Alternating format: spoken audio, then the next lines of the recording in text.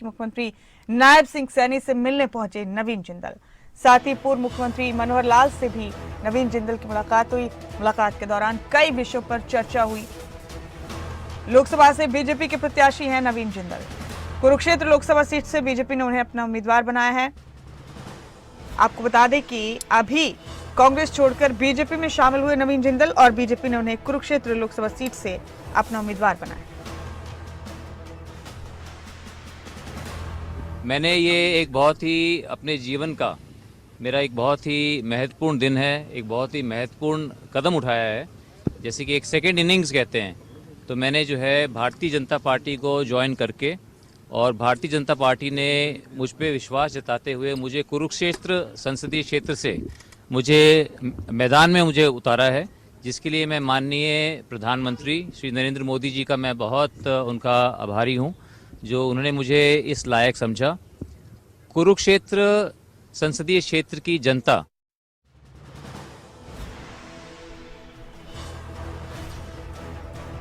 मुलाकात के दौरान कई विषयों पर चर्चा की नवीन जिंदल ने। मुख्यमंत्री नायब सैनी और पूर्व मुख्यमंत्री मनोहर लाल से भी उन्होंने मुलाकात की।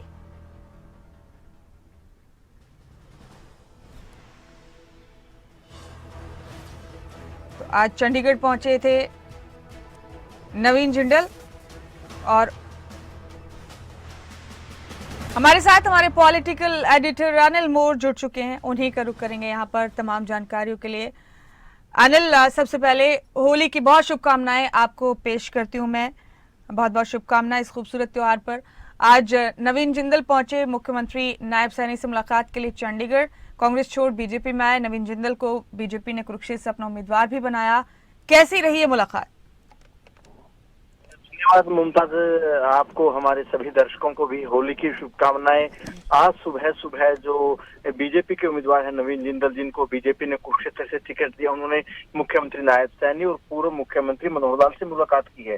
नायब सैनी से मुख्यमंत्री मुलाकात हुई है जो मुख्यमंत्री निवास पर हुई, और जो पूर्व मुख्यमंत्री से मुलाकात हुई है वो हरियाणा निवास पर हुई है। इस मुलाकात के बाद नवीन जिंदल की तरफ से भी बयान दिया गया। उन्होंने मीडिया से बातचीत की। उनकी तरफ से कहा गया है कि जो उनकी दूसरी पारी है, क्योंकि पहली पारी उनकी कांग्रेस के साथ रही है, और जो दूसरी पारी है, दूसरी पारी में बीजेपी ने उन पर जो भरोसा जताया, प्रधानमंत्री नरेंद्र मोदी का, राष्ट्रीय नेतृत्व का, हरियाणा के मुख्यमंत्री, पूर्व मुख्यमंत्री का धन्यवाद जताया है। साथ ही कहा है कि उनका परिवार राजनीति में पुराना परिवार है और उनके परिवार ने उन्होंने कुरुक्षेत्र की सेवा की है, वो एक बार फिर सेवा करेंगे। साथ ही इस तरीके से कांग्रेस नेताओं के बयान आ रहे हैं। मुमताज, कांग्रेस के नेता नवीन जिंदल पर निशाना साध रहे हैं। जब हमने नवीन जिंदल से सवाल पूछा तो नवीन जिंदल की तरफ से यही कहा गया है कि वो नकारात्मक बातें नहीं करते, वो सकारात्मक राजनीति करते हैं, सकारात्मक बातें करते हैं। कांग्रेस में कुछ लोग नकारात्मक बातें करते हैं, तभी जाकर कांग्रेस का ये हाल हुआ। ये एक निशाना यहाँ पर नवीन जिंदल ने साधा है। और इस मुलाकात को लेकर पूर्व मुख्यमंत्री मनोहर लाल ने खबरें अभी तक से खास बातचीत की है,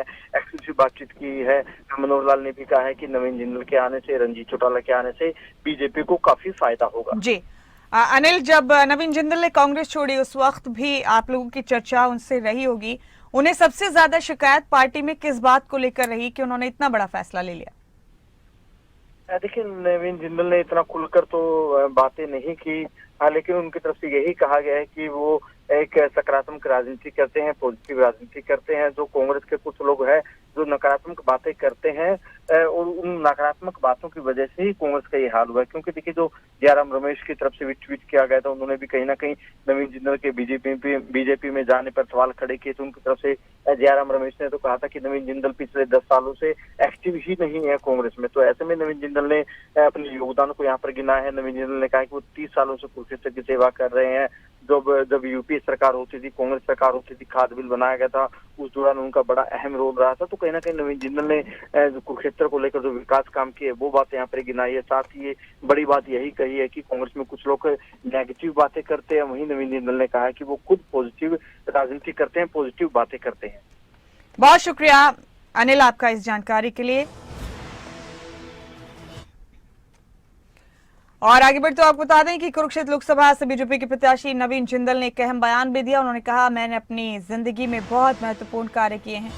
बीजेपी से मेरी दूसरी पारी का आगाज हो रहा है। मैं सकारात्मक सोच का व्यक्ति हूं। कुरुक्षेत्र से मेरा पुराना परिचय रहा है।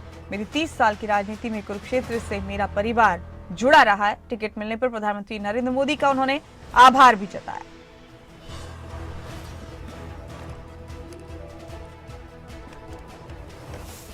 ने ये एक बहुत ही अपने जीवन का मेरा एक बहुत ही महत्वपूर्ण दिन है, एक बहुत ही महत्वपूर्ण कदम उठाया है। जैसे कि एक सेकेंड इनिंग्स कहते हैं, तो मैंने जो है भारतीय जनता पार्टी को ज्वाइन करके और भारतीय जनता पार्टी ने मुझ पे विश्वास जताते हुए मुझे कुरुक्षेत्र संसदीय क्षेत्र से मुझे मैदान में मुझे उतारा है, जिसके लिए मैं माननीय प्रधानमंत्री श्री नरेंद्र मोदी जी का मैं बहुत उनका आभारी हूँ, जो उन्होंने मुझे इस लायक समझा।